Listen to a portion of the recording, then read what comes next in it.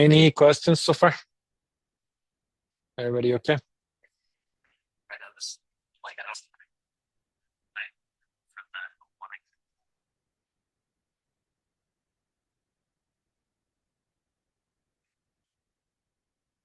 Yeah, we will have tricks to do that kind of stuff. Like there is also a notion of called subgradient.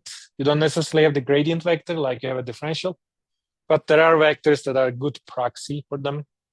And then you try to pick the best proxy, things like that. So we'll discuss all that kind of stuff. All I'm saying is it's very natural. Yeah. All right. So now we will first talk about the optimization where your constraint domain is nice, say convex. Okay. And first, let me remind you the definition of a cone. So point of a cone is like when I got a data point, say x1, and if I go like stretch it any way I want, it still is in that ice cream cone. And if I got another x2,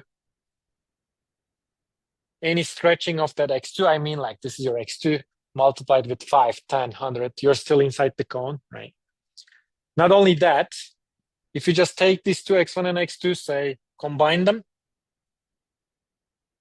the line segment between, you're still in the cone. And you could also stretch anything on that line segment. So, you end up getting the whole thing in the cone, right? That's what a cone is. You take any data point x1, any data point x2, multiply it with positive numbers, the combination is still inside the cone. The difference from convexal, we discussed before convexal. There I was taking two data points and then taking the line segment between, right? And there it still looks like the same, but I need to have here lambda 1 plus lambda 2 equal to 1 to be a line segment. In the cone, you don't have that restriction. Pick any two positive stuff, you'll still be in the cone. That's what a cone is, okay? Now, we talked about, so far, any questions? I see people happy and confused at the same time, so I'm also getting confused. Is it making sense or not? So good, okay. That's what a cone is. And now we talked about this thing called descent cone. What was that? If I am at that point X right here, I look at any Y inside my convex domain. This is my convex. I look at Y minus X. This is that vector right there. And I'm looking for vectors V for any such Y minus X, the dot product will be negative, okay? Any of them. And all those vectors give you a cone, which is that descent cone. So let me try to draw a little more to illustrate. So think about this is your X, pick all the Y's you could think of. Your vector has got to be like, with this one, dot product negative. That means it's below that line it's drawing, or hyperplane it's drawing. And this one also below that one, also below that one. When you think about all of it, you end up getting a cone bounded region which satisfies all the directions you could pick of. Okay? And that's called like the descent cone. And we talked about a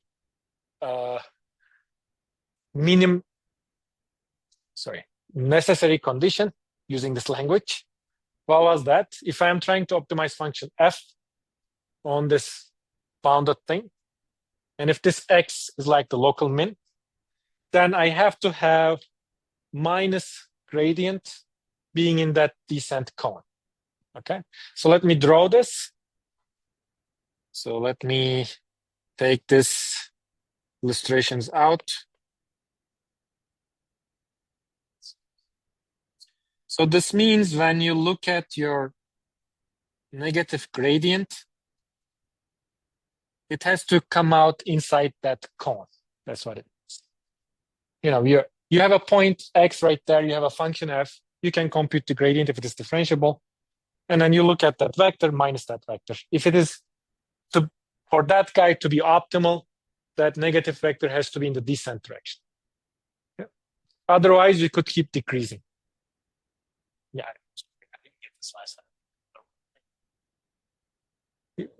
They are describing the cone. So how do you describe a cone? Imagine only 2D for the moment. Draw me a 2D ice cream cone on your, say, desk. How would it be? There'll be a dot, like the point, and two rays describing the boundaries of the cone. They are the boundaries of the cone.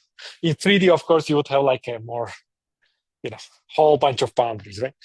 So think about like a usual ice cream cone that maybe you enjoyed when you were a kid. So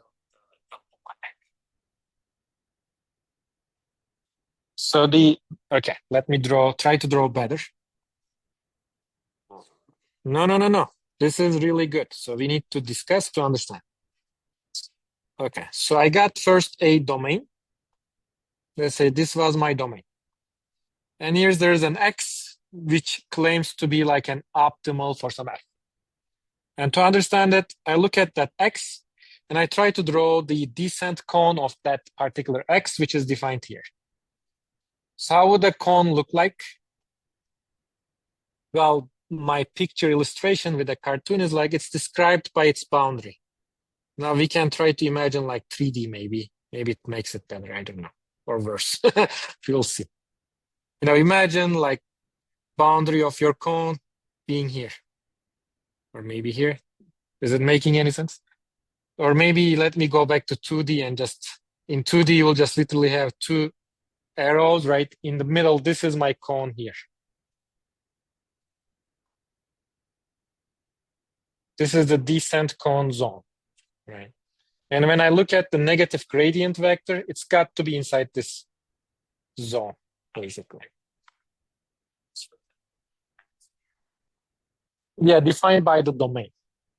Yeah, very good. So I put like a small exercise of this sort on canvas, I think, because you're right, this requires some like messing with it to see what it is actually. And John had a very good intuition last time, if I remember right. So he was saying, is this descent cone about like how curvy is my domain at that place? Yeah, kind of.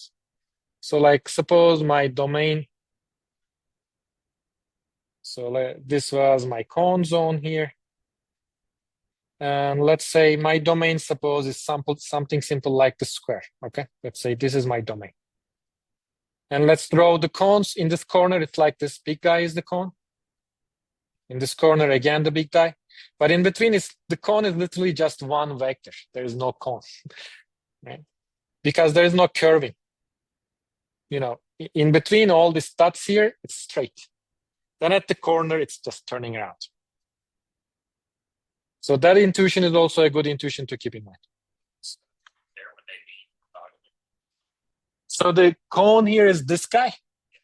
And the vectors, if it is like a square, yes, this guy and that guy will be orthogonal. Exactly. If it's like a perfect nice square, yes. Yes. Okay. That's also a way to intuitively think about this. So why am I reminding you all that stuff? Because it's going to help us with the constraint optimization. So let me go through basic facts we know about this. For any function to be local minima, you got to have that minus gradient in the descent cone. That's necessary. And this is similar to what we discussed at the very beginning of optimization. If you remember, the gradient has to be written as some combination of gradients defining the domain, lambda 1, h1 gradient, lambda 2, h2. We draw these sheets, etc. So that's the analogy to that kind of thing. Now we got a cone. Okay. Second, if your function is even nicer, it's not only like differentiable, it's also convex. Then this necessary condition actually is also sufficient. If you find a point where this is satisfied, that's going to be a local min. Okay? It's not only necessary, it is also, when your function is nice convex, done. Okay. And if your function is even more nice, if it is strongly convex, like L2 norm, then this minimizer is literally unique. It's just one dot. If it is convex, there could be a collection of those that all are minimizers. When it is like strongly convex, there's like the minimizer, basically the minimizer. Right. All right. So that's the general story here. And now we are going to use it for a specific and simple function to design an algorithm that's called projected gradient descent. So far, any questions about this, like kind of fundamentals of the story? Yes. Yeah. Yeah. Yeah. Yeah.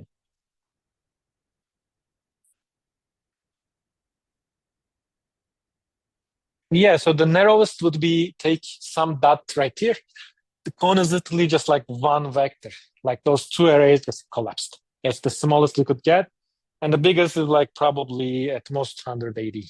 You'll literally get like a hyper, like below of like an entire hyperplane, like a cone. That probably would be the most you could push it exactly.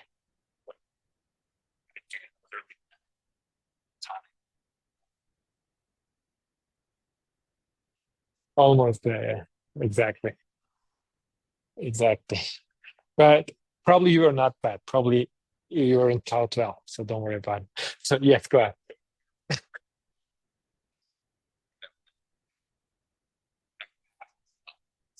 Yeah, if your gradient is not satisfying that, there's still room for improvement. That's what it says. This is, you could think about it from a computer science perspective. This would be my termination criterion for my algorithm. If I will keep iterating until I satisfy this, and when I am there, if my function is convex, I'll just stop because I know I'm at the right step. Yeah, very good. Thank you. So now let's apply this general story to a specific function. And the story goes like this. I got my domain right here. And I got a point which happens to be away from the domain. Now I would like to find the closest dot in this domain to my point Z. Okay. So what is the closest thing here if I'm trying to get as close as possible to this Z? That's called projection of the Z on your domain. And the intuitive picture is like this. I'm at this Z. I would expect like this guy right here. I would expect something like this. I'll get like an orthogonal normal type situation. It's just intuition for the moment. Like I'd like to see like literally like a shadow of that Z on your domain. That's kind of what you expect. Okay. And let's try to see if that's what we're going to get. So literally I'm trying to find an X in my domain to minimize the distance to that fixed point Z. That's just really what I'm trying to do.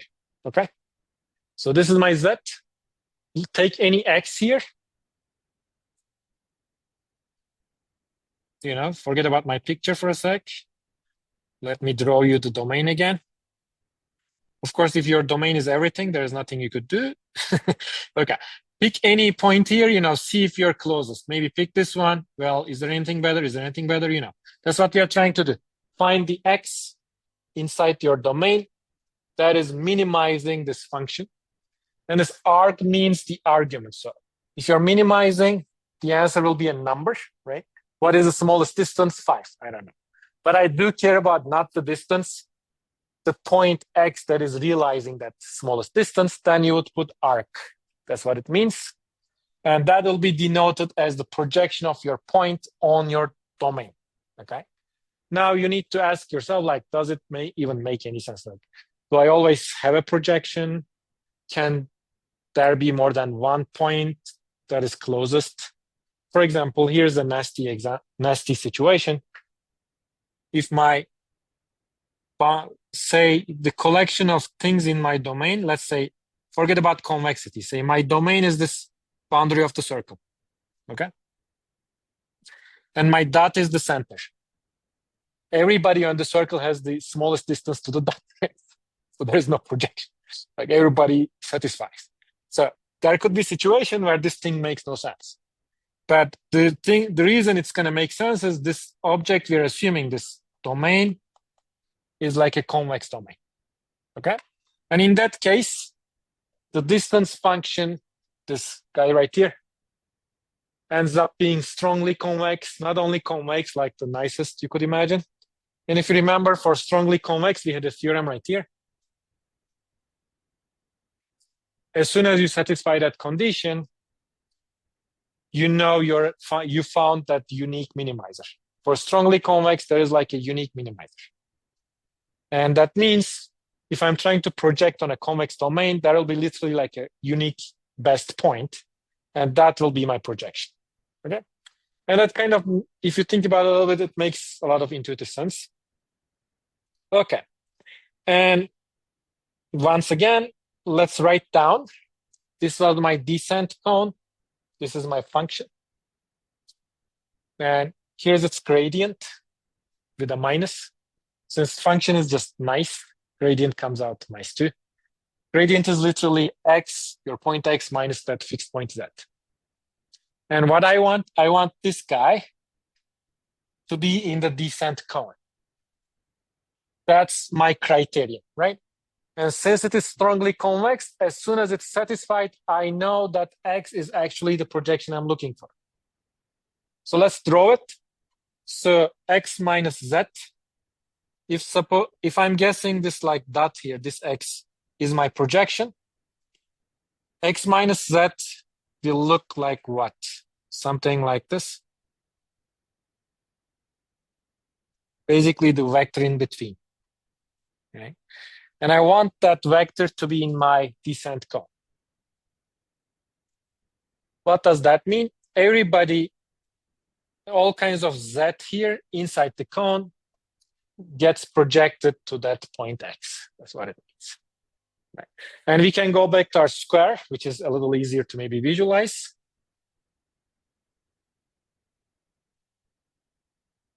So now look at like points in the space. Let's say you got a point here, z. What would be the projection? Like right here, right? And let's say you got somebody here. What would be the projection? It's inside this normal cone. So it's gonna go right here. You know. And that's about it. So we know kind of how to project on convex bodies based off of this criteria. Computational aspects, you have to think if you can actually execute this, etc. But in principle, we can take a point and project it on my convex domain. Okay. Now we are going to turn this into an algorithm called projected gradient descent. Why? Before I give you the algorithm, just think about a simple problem. I'm trying to find some best probability distribution for myself. How it is going to come about? Suppose I have n classes, right? Probabilities will sum up to 1, and every probability will be bigger than or equal to 0. You cannot have a negative probability. And I have, say, some direction C I'm trying to optimize. Let's say you want to optimize this function on this domain.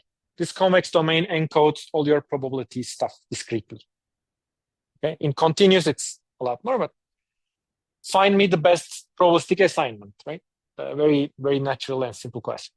And if you do gradient descent on this, gradient descent will not respect that you're restricted to that domain. So just try to optimize it all over the place. Because we had no constraints in gradient descent or stochastic gradient descent so far. But if you would do projected, which means take a gradient direction, but push it back to be on your domain. Okay. Maybe you could optimize this. So how it is going to look like, let me show you. It's going to be literally looking like right here. I'm starting from an initial x0, and I'll take the gradient with a learning rate. But this vector now may be not on my domain, and I'm trying to optimize on my domain. So I go find the projection of this on my domain. So if I try to illustrate it, it will be like, let's say this is my domain. I was at a certain xk. It wasn't doing the trick for me. So I did the gradient. I go this way. I got this. But now I'm out of my domain. So I go project back. Okay. And this way, I guarantee I'm always staying in that simplex or whatever convex domain you're dealing with. Okay. And everything works out nicely in the sense that I know I found, suppose if it is like convex function, usually you would have a convex domain, but function may not be convex. But in the case it is convex, being at the minimum is the same thing as this thing being satisfied. And that's the same thing as if this guy is in the descent cone, that means as much as I can go in that direction, the projection will not change. And that means my algorithm will terminate. Okay, let me try to go through this more slowly. So if f wouldn't be convex, only differentiable, this would be a necessary condition for local optimality, right? If it is convex, it's also sufficient. How do I know my projected gradient descent found the best one? when this is satisfied, I know for convex case. What does this mean? Well, this means I found my sweet spot. And let's try to visualize it. This minus gradient being in the descent cone is going to look like this. Let's say this is my optimal thing. This is my descent cone. And minus gradient is somewhere here. And as you remember, anything in that cone will get projected back to here, right? So I can go in that minus gradient direction as much as I want. The projection will not change. It will still be that X star. That means when you're here, the projection will keep being this, and your algorithm will stop.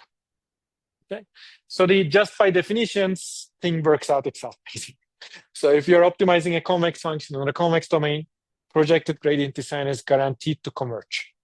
I'm not saying this is the best thing to do. Okay, maybe you have other algorithms that converges and maybe even faster. Okay, but at least you have an algorithm, just a small tweaking of your good old gradient descent that you know is going to give you the answer you're looking for, which is not bad. You can implement this and execute and see what you get, right?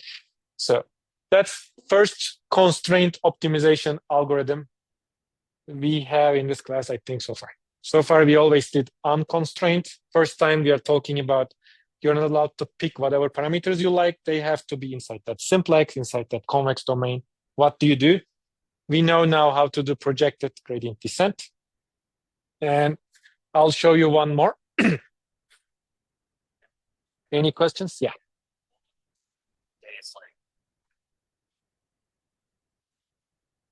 If you have a problem where the restrictions on your parameters are convex or close to convex, then you could use this. Basically, the projection step shouldn't be expensive. That's the main bottleneck.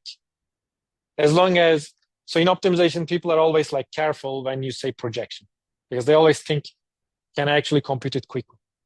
That's the main bottleneck. As long as you have a domain that the projection is not a big deal, you can run this. Yeah. Okay, thank you. That was a very good question. Now the next algorithm is called constraint gradient descent, or also known as Frank-Wolf. This is a very old algorithm, but still hard to rival. And for this one, I'll try to show you sample problems where this thing comes in handy. How does that go? I have a function f that is not necessarily convex, just differentiable. And I'm trying to optimize this guy over a convex domain. Okay. And suppose I don't want to do that projection. Somehow it's looking expensive. What do I do? Right? And the idea they come up with is this. You're at a certain point on your domain. Let's say this is your K. You're at a certain point here. Compute, let's say this is your XK. Compute your gradient at that point, which is this guy right here. And try to find another point inside your convex domain where you do the dot product with the gradient direction. It's getting minimized. Okay, so here I got some gradient direction.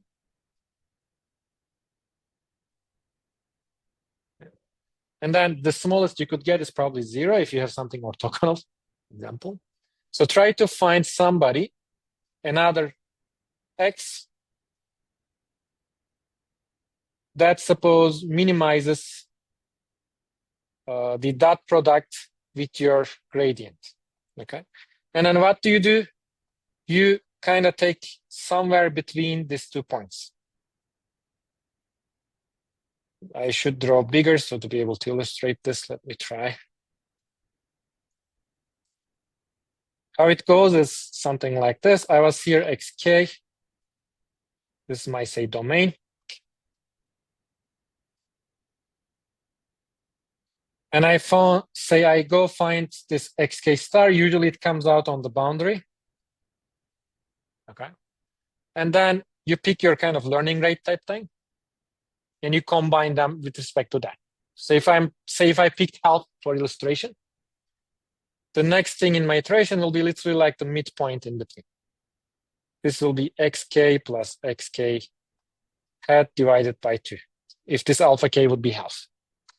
I'm not saying you're going to go pick half. I'm just trying to illustrate. Okay. And because this is like a line segment and your domain is convex, you know you're staying inside. So what's the idea here? My f is a complicated function, hard to handle. But when I take the gradient is literally like a vector. I can try to find the maximizing or minimizing dot on my domain with respect to that particular vector. Okay, and I'll use that information to create an update rule. And at every step, I'll keep taking gradient. Just look at this optimization. Here, the bottleneck is complexity of this optimization. You have a linear thing, a vector. Find me the x that is minimizing the dot product in your domain. If you can run this quickly on your domain, you can run this algorithm quickly on your domain. Okay? Or if you can approximate this quickly on your domain, you can do this on your domain. So here, complexity, the hardness, went from projection to this predicate. Right? So you should always keep track of where did the hardness go. People will try to sell snake oil. They'll say, we did blah, blah, blah. It worked out perfectly fine. The question you should always keep in mind, like, this is a hard problem. Where did it go? You're going to pay the price somewhere. So there will be always a trade-off between efficiency and the problem you're solving. So this is, in this scheme, this is where it goes. Okay? And as soon as you have a domain where you could do this quickly, you could run this algorithm. And you might say, how on earth I know this is a good idea? The people who came up with this also sit down and did the math, turns out. They prove if your function f is nice convex. This is not always the case, of course. You can still run this algorithm. You don't need convexity to run this algorithm. But in that case, they can prove estimates. And they even give you like a particular learning rate prescribed. You can just pick this like linear decay. In step k, I'm like going to k plus 2. You know? And then there's an estimate that the error goes down linearly with respect to number of steps. And what is that D here? L is that Lipschitz whatever constant that we keep having in optimization. D is like how big is your domain? Usually you would use this in bounded domains. And if your domain, the distance between any 2 points was like 100, you'll start chopping off at most 100 errors, because you're going to find an optimal dot in your domain. Let's say you were the unluckiest and you started from the furthest. That's going to be starting with this much of an error, and you'll keep chopping it down as every step. Okay. So this may be from 60s. I have to double check. It's an old algorithm, still is useful in a lot of applications, particular ones. I'll try to give you some intuition. So far, so good. And I'm hoping it makes sense that this is called constraint gradient descent. I'm trying to imitate gradient descent in a constraint way. Yeah. They're all Frank-Wolf. There might be other names of the same algorithm. Frank-Wolf is the most common, I think. Yeah, there was something else people were saying, I forget now. If I find it, I'll let you know. Okay, here is a particular application. Before seeing this, let me, warm me up a little bit. So suppose you got some matrix and you want to write it in terms of like easier matrices. What would you do? The easiest thing you could do, write it in terms of summation of rank 1 matrices. Or you got a complicated tensor, try to write it as summation of smaller, nicer things. That's like a general idea. You would usually have some atomic stuff that is easy to handle, combined of those atomic stuff and create something more complicated. And those atomic stuff is usually what we would call, quote unquote, computational bases, right? So you will code that small pieces somehow already in your setting, and you'll try to create everything off of that, right? Okay, so suppose we are in that kind of situation, but we would like to find like approximately the best we could do.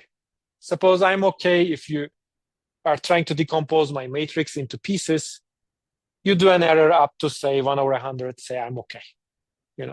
Now the question becomes, do an error up to 1/100, but use as least amount of atomic little stuff you're building Lego blocks as little as possible. Be very economical and efficient. What's the best you could do? Okay. And in this kind of stuff, this Frank Wolf comes in handy usually. When you have some sort of parsimonious situation, you want to be like economical in your decomposition. Here is a example. Suppose I got, these are my building blocks, A1, A2, A3, A capital N, and suppose I take their convex hull, I got this convex shape, okay? And then I have now somebody inside. Suppose this is my Z. Since it is inside, I know Z can be written as convex hull. Lambda A, then to capital N. And summation of those lambda i's is 1. But I don't want to do this because I'm using potentially a lot of those building blocks. What I'm trying to do is like, find me a few of those building blocks. When I combine them, I could get close to this Z. For example, let's say I took these two. When I combine them, I'm always in this line segment. So I'm not getting close to my Z so much, right? Maybe let me put also this third one. Maybe now actually I can even put Z explicitly, you see? Just using 3 of them. 2 of them gets you here, the third one here. Maybe that's already, you can even do maybe exactly in this small example I cooked up. In general, exact would be too much to ask. If you have a matrix n by n, we know the rank is at most n, right? That they always tell us in linear algebra. I don't want n. I want to write it like rank 2 if I can. Why not? If I can get away with rank 2, 3 with small errors, that's what I would do instead of going all the way rank n. That's the idea. The small dots here are rank 1 in that matrix example. Okay, how does this go? So in this particular case, let's say this is my Z. This is my matrix I'm trying to decompose. Right? And I take this objective function fz, literally distance to that Z, basically. I'm trying to get close, right? And then when you take the gradient,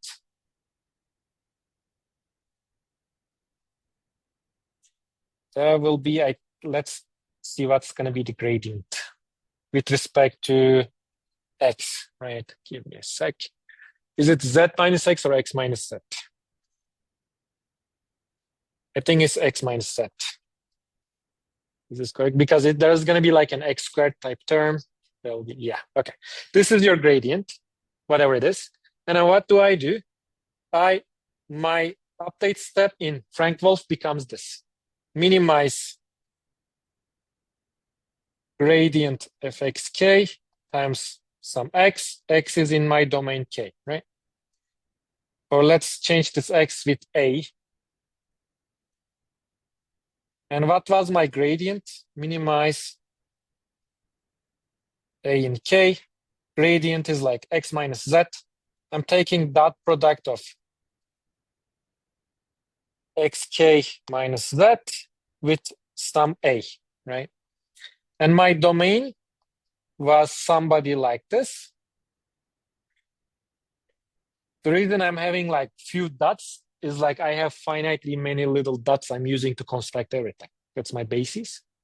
And suppose your gradient here, xk minus z, let's say this was your z, right? And you're at a dot xk. And xk minus z is this direction. So think about that direction here. And I'm trying to minimize in that direction. And since your domain is discrete looking, this optimization scheme is going to go pick out one of those corners. Okay. And then your iteration will become like this. xk with some learning rate alpha k you cooked up, 1 minus alpha k, that corner. Let's call it Bob. Okay, corner Bob.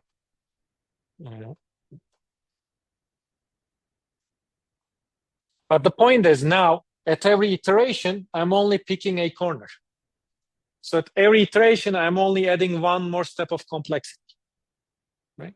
And I have a guarantee in my theorem. The guarantee says, if you want your error, this is your error right here, to be less than something, all you need to do is like 2 times L, 2L, ignore it, our function is super nice. D will come from your domain divided by, roughly speaking, number of steps, right? If you want this to be, say, less than epsilon, this is the same thing as saying my number of steps will be, roughly speaking, the error I come up with. Sorry.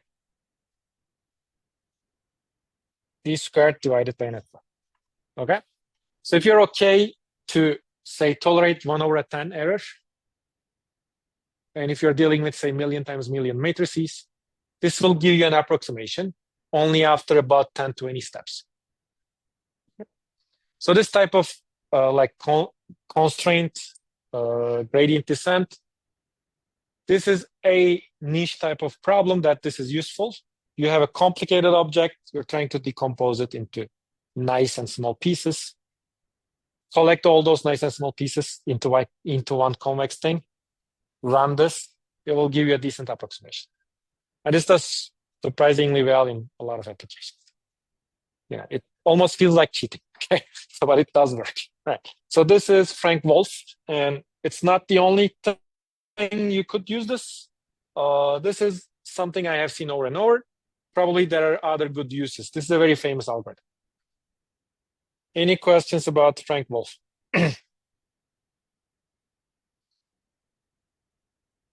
And the insight, as I said, is like, since this is picking out one of those small atomic stuff, the complexity of the end result is controlled by the number of steps. Every step is just one more complexity. Yeah.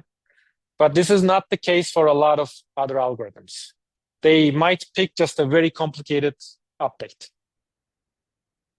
This is a particular property of this Frank Wolf. All right.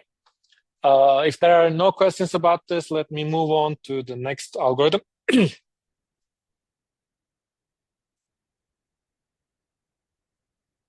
Before I move on, let me pause a tiny bit.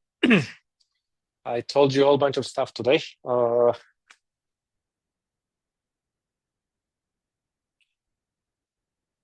Okay, we have seen two algorithms for constraint optimization. Now, we will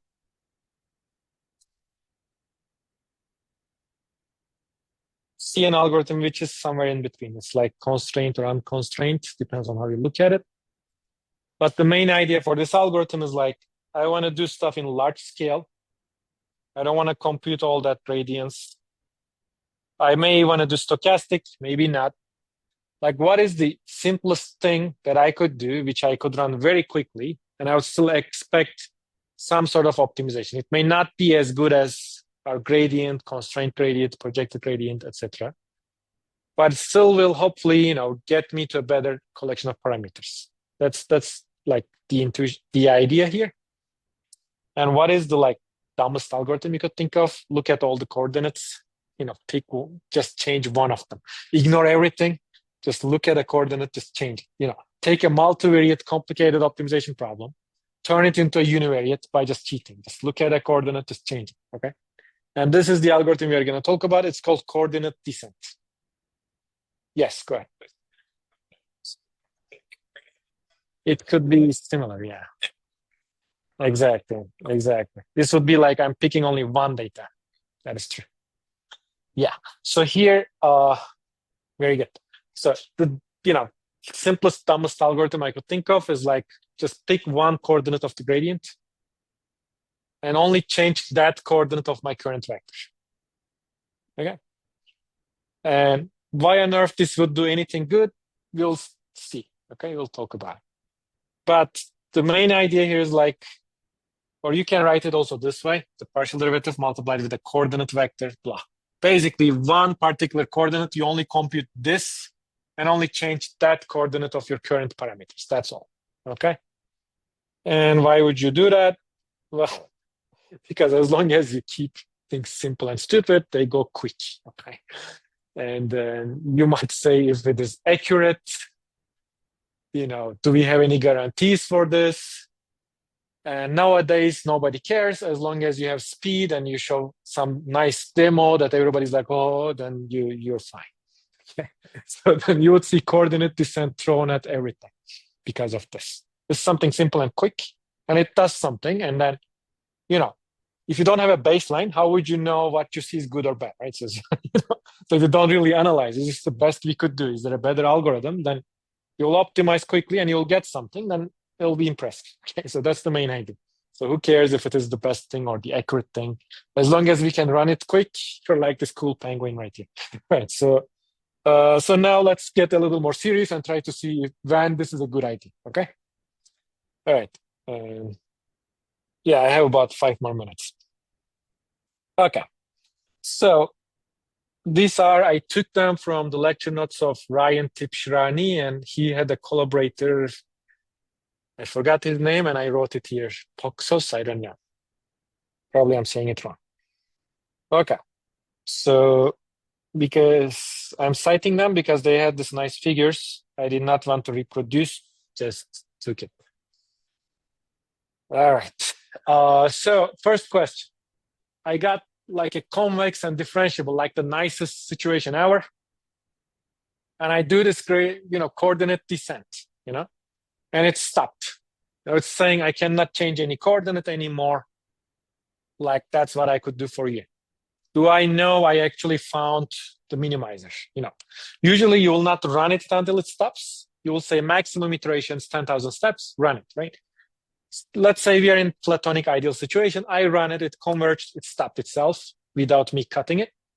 Do I know actually I'm doing good? And the answer is yes, because what does it mean for every single coordinate not being able to decrease anymore? This means if I tweak in any coordinate direction, there'll be no descent direction, okay? That means every coordinate direction will give you 0. In other words, you will get the gradient 0. And for convex, that's the criterion for optimality, okay? So for convex, yes, convex and differentiable, right? So this may not be the fastest, but it's simple to implement. Fastest in terms of number of steps, but in number of steps is just a proxy for speed of your algorithm, right? So that's not the only thing. Some algorithms may take more steps, but every step is much quicker, and maybe it will be still faster. And this is that type of stuff. Every step is cheap, so just keep running. So that's the first thing. Second, how about if it is not differentiable? It's still convex, but suppose sometimes I don't get that gradient. Do I still know coordinate descent does the trick? No. Sometimes it doesn't. Suppose you're at this dot right here. And your optimal is right here. But at that particular dot, it's not going to be able to find any direction on the coordinate directions to do better, but actually like non-coordinate direction does better. And since you don't have differentiability, you don't have that gradient argument anymore. So if your function is convex but not differentiable, sometimes this could fail, but we have some remedies for that, okay? So, but this is just something good to keep in mind, all right? So next, here's a typical situation. Sometimes you will get like a convex function here, which may not be differentiable. And there will be some added differentiable stuff that goes for every single data point, okay? So that's again a common situation. So in that type of situation, does this work? Like I got something not differentiable, convex, still nice, but not differentiable. But I add to it like convex and differentiable and nice stuff. It's like a small loss for every data point. And that part is important. It's got to be separable. So, and this was the case for a lot of examples we talked about if you think about it. So say I'm doing like some classification. I take my data. I check what's the guess of my neural net for that particular data. And I check it against the label. And I got a loss there, right? And I keep adding it through all the data points. So this type of situation happens actually there, right? So this is not uncommon. That's what I'm trying to say. And in that case, this again works out. Okay. And we will talk about why next time. Now it's the end of the class. Okay. All right. See you Thursday.